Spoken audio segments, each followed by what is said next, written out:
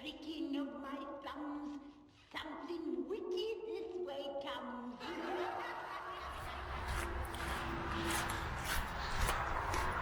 Hi everybody. Bit of woodland photography today. I'll show you where I am. I've come to Devilla forest.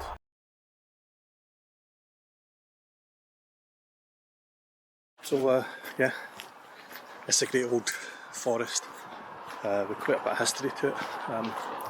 So we'll have a wander around, see if we can find some photographs, and I'll point out a couple of the more interesting things about the place. Enjoy. Always happens. Started off looking quite nice this morning. I thought we were going to get some sunlight breaking through the trees, but it's kind of clouded over. It's still early. It's only about maybe 7:30 in the morning, but so hopefully it'll brighten up a little bit. It is starting to break through in patches here. I'll just flip this round.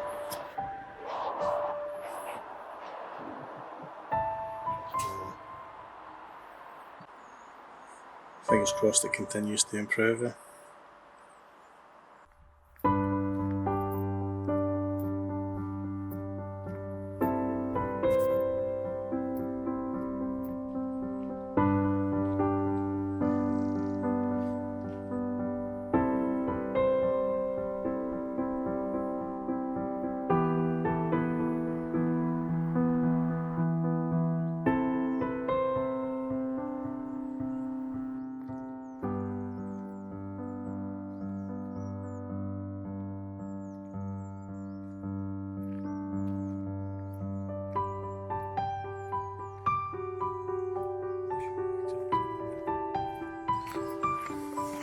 Some wild woodland camping, I think.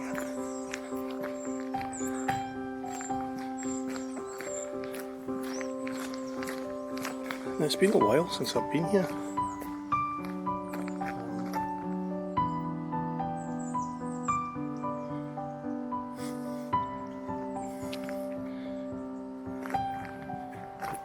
I don't remember there being a path here at all. So I know that the forest was closed for a while. Because of the outbreak. I don't know if they maybe took that time to put in some new paths. I should maybe have paid a wee bit more attention to the signpost at the start.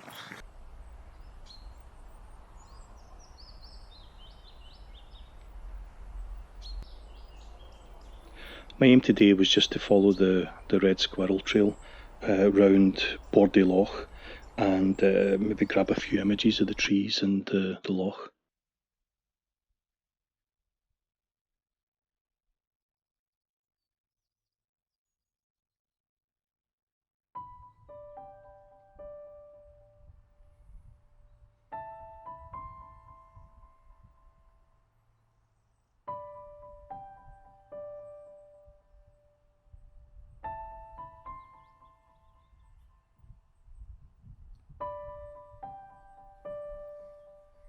Okay, so yeah, what I've done here is I kind of like this root system that you can see here for these old felled trees. So I've tried to include them as the foreground, and then obviously moving up to the loch itself with the trees and all that lit up. You can see some nice reflections here. What I've done is I've put on my 16 to 35mm, so it's a very wide shot, obviously, so that I can include the foreground here. And I've put a 2-stop ND grad on to try and bring down the light in the sky a bit. And yeah, it seems to work okay. I'm shooting handheld at the moment. I prefer, to be honest, to shoot handheld wherever I can. So yeah, I'll grab that shot just now.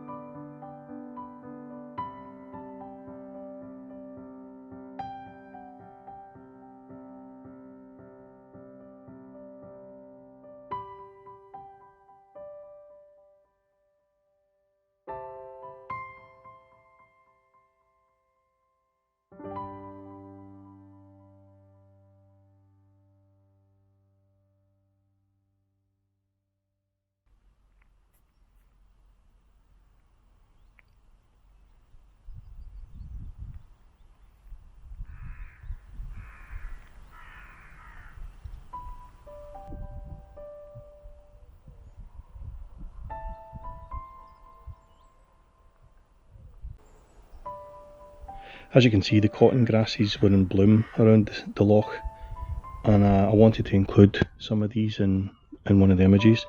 So I made a way along the loch side, constantly looking for an interesting composition, and I settled on this one.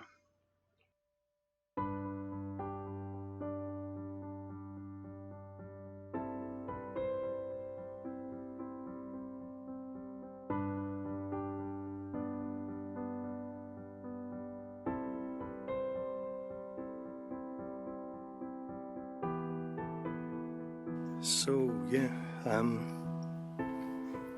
already taken these shots because I didn't want to lose the light, but basically I've got the telephoto lens on now, and I've taken some close-ups and kind of almost abstract shots of these reflections along the back here.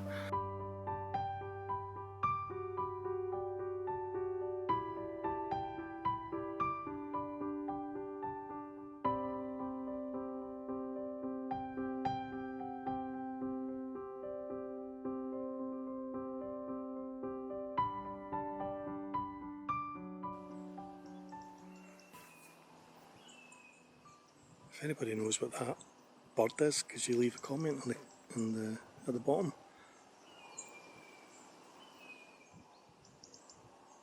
It's clearly some sort of bird of prey, but I've no idea what.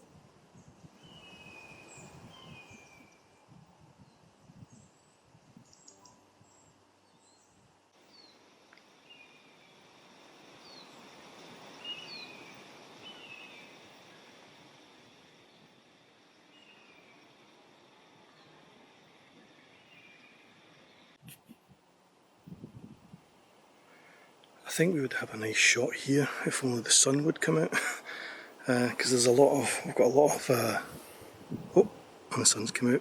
I'm just going to grab this shot.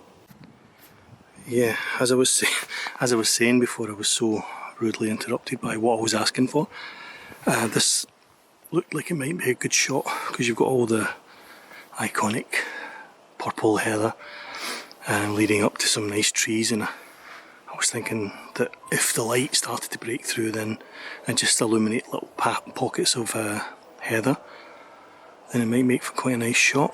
So I've got that. Took it on again on the 16 to 35mm lens, both at 16mm and 35, so I've got a couple of different focal lengths. I'll decide when I get back which one I prefer.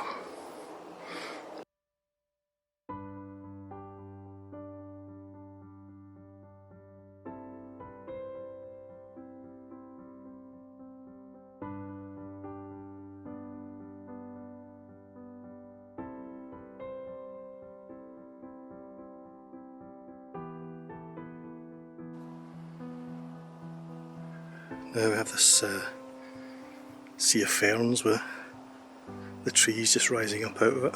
So again, I think I'll grab this shot while the light's good.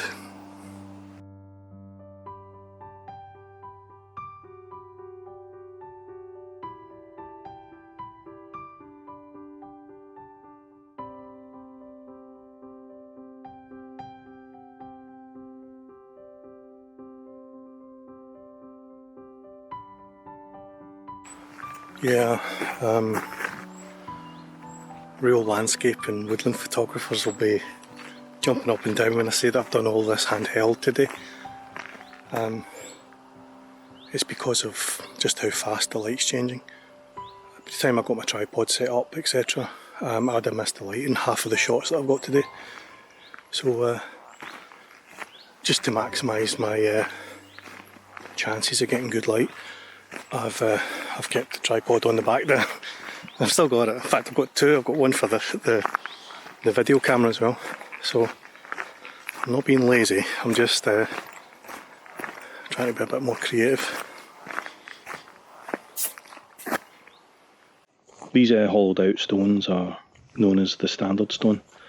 It's believed that the real King Duncan and his trusty lieutenants Macbeth and Banquo raised the battle standard here the night before a battle against an invading Danish army in 1038. It's also possible that the base of an old Celtic cross, as there used to be an old chapel stood in this area a long time ago. Okay, I've come to the end of the edge of the forest, not because the photography is great here, but just because I wanted to show you that Scotland's not all majestic mountains and tranquil lochs and whatnot.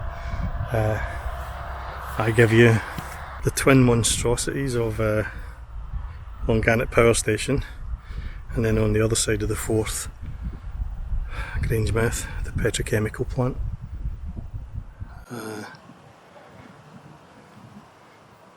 Easily two of the largest carbuncles on this side of the country, and alarmingly not the worst. It's not a Tartan and Sean Conn area.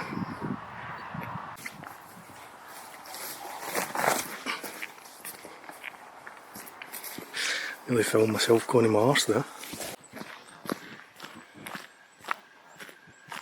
Okay, well, that's kind of promising. I saw 3 men earlier out for the morning walk, and they were going round the loch in the opposite direction from me, and I've just passed them. So unless they've taken a sneaky detour, I'm on the right path.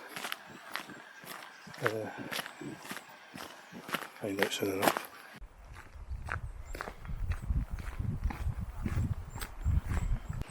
Yeah, there was definitely a path that headed down to the left, just up here, that led to, for the life of me I can't remember what it was, but it was like a historical thing. I can't seem to find it. And they've definitely removed a lot of the signage that was here. Haven't seen the one about the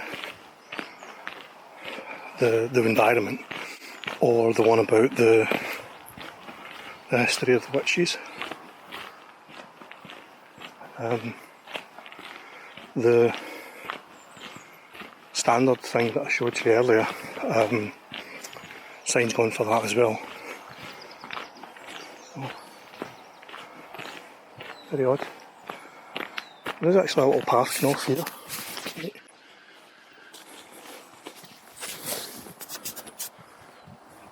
Oh, this looks quite familiar actually, this might be it.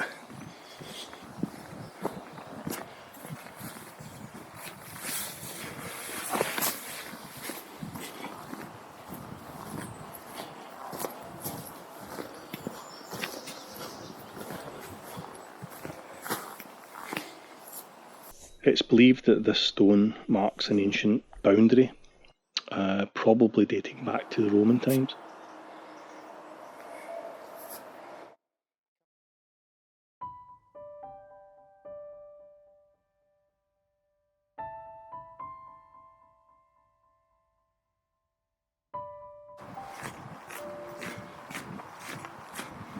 Yeah, I was just along here, the thing about the witches.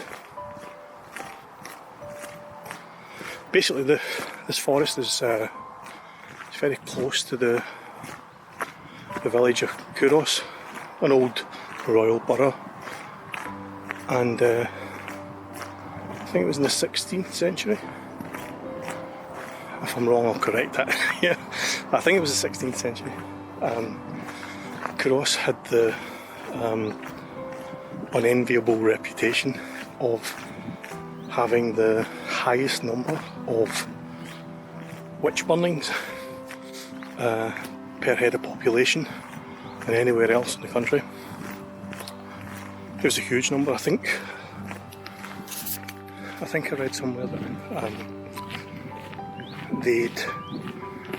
they'd executed by burning alive mainly something like 54, 55 men and women, mainly women,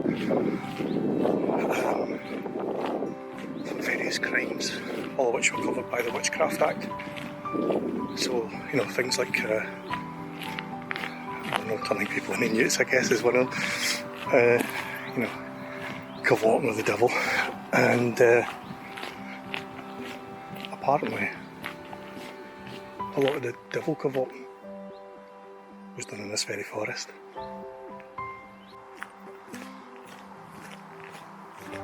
Yeah, sorry, I had to cut that short there. Met my second group of people. I don't think you want to be seen or heard talking about witches in Devilla Forest.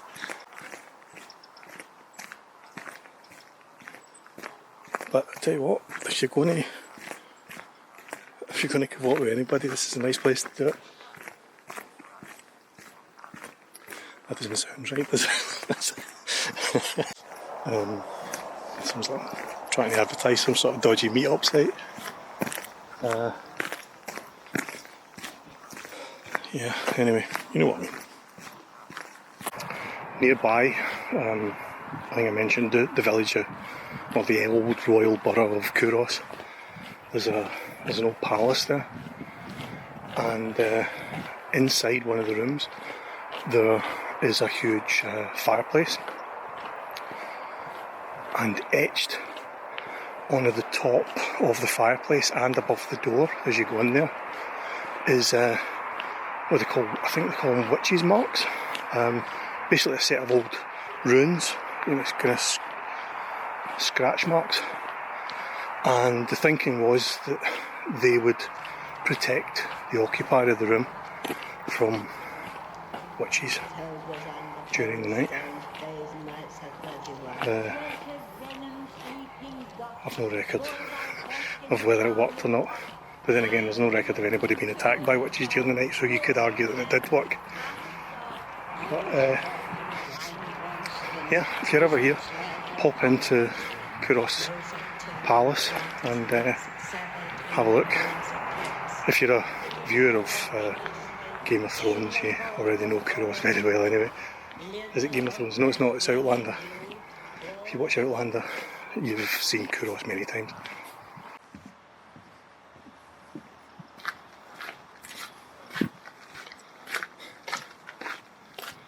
And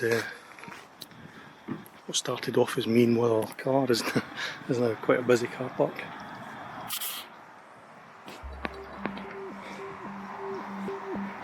Well, that's us, I'm afraid. Hope you enjoyed the video.